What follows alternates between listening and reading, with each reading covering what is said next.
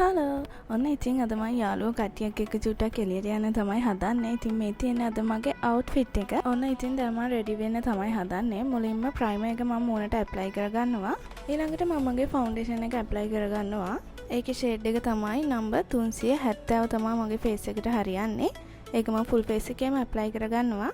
මේ විදිහට full face cover කරගෙන ඉවරුණායින් පස්සේ මම ඇප්ලයි කරන්නේ ෆොරා එකේ 205 පවුඩර් එක. ඒ පවුඩර් එක හුඟක් සුදුමත් නැති චුට්ටක් කහ පාටට හුරු නිසා ඒක මගේ ෆේස් එකට හරියටම ගැලපෙනවා. ඔන්න ඊට පස්සේ මේ වගේ බ්‍රෂ් එකක් අරගෙන වැඩි පවුඩර්ස් ටික ඔක්කොම පිහදලා දාන්න. ඊට පස්සේ අයිබ්‍රෝ එක චුට්ටක් පීරලා මම අයිබ්‍රෝ දෙකත් ෂේප් කරගන්නවා අයිබ්‍රෝ පෙන්සිල් එකෙන්. ඔන්න ඊට පස්සේ මම මගේ ෂැඩෝ එක තමයි ඇප්ලයි කරන්න ලෑස්ති වෙන්නේ. මම ඇහැ මුලට ලයිට් ෂයින් කලර් එකක් තමයි ඇප්ලයි කරගන්නේ. ඒක ඇහැ උඩ වගේම ඇහැ යටත් මේ විදිහට ඇප්ලයි කරගන්නවා. ඉතින් අද මම කළු පාට ඇඳුමක් අඳින නිසා ඇහැ අග චුට්ටක් ඩාර්ක් කරගන්නවා ඩාර්ක් බ්‍රවුන් එකකින්. ඒකත් ඇහැ උඩ අග වගේම ඇහැ යට අග කොටසෙත් මම ඒක ඇප්ලයි කරගන්නවා. ඉතින් ඔය විදිහට S දෙකටම ෂැඩෝ එක දාලා මම ඊළඟට මගේ අයිලයිනර් එක ඇඳ ගන්නවා.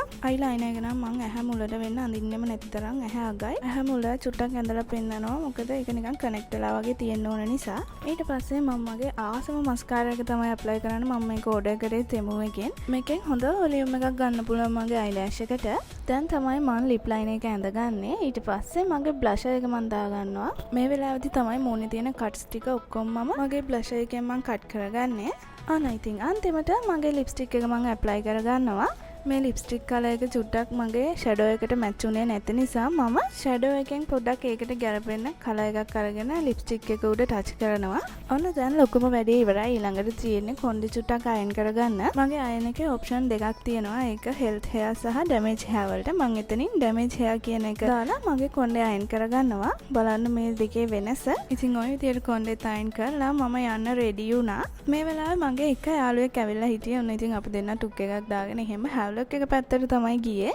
මොකද මෙතෙන්ට තමයි අපේ අනිත් යාළුවෝ දෙන්න එනවා කියලා කිව්වේ. අපි දෙන්න ඉතින් චුට්ටක් ඒකේ ඇවිදලා මං හැව්ලොක් එකේ යන ආසම තැනට තමයි මේ දැන් යන්නේ. එදා නම් මට මේ එක්කෙනෙක්වත් ගන්න බැරි වුණා. හැබැයි මම ඊට කලින් නම් ඇවිල්ලා ගත්ත ටොයිස් ගොඩක් මගේ කවර්ඩ් එකක් පිරෙන්න ගෙදර තියෙනවා. ඉතින් මේ වෙනකොනුත් අපේ යාළුවා ඇවිල්ලා හිටියේ නෑ. ඒ හින්දා අපි චුට්ටක් උඩට ගිහිල්ලා මොන හරි කන්නම් කියලා හිතුවේ. අපි දැන් දවල්ට කන්න ඉන්න නිසා අපි මෙතනින් පොඩි දෙයක් තමයි ගත්තේ. ඒකත් KFC එකේ සබ්මැරින් එකක්. ඒක නම් එච්චරම සෙට් උන්නේ නෑ අපි දෙන්නට. ඉතින් මේ වෙලාවෙද්දී අපේ එක යාළුවෙක් අපිට මෙසේජ් එකක් දාලා කියනවා අද ඉන්න විදිහක් නෑ කියලා.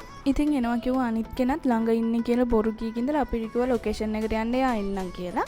ඔන්න ඉතින් අපි දෙන්න ආයි ටුක් එකක් දාගෙන ආයි බීච් එක පැත්තට තමයි මේ යන්නේ.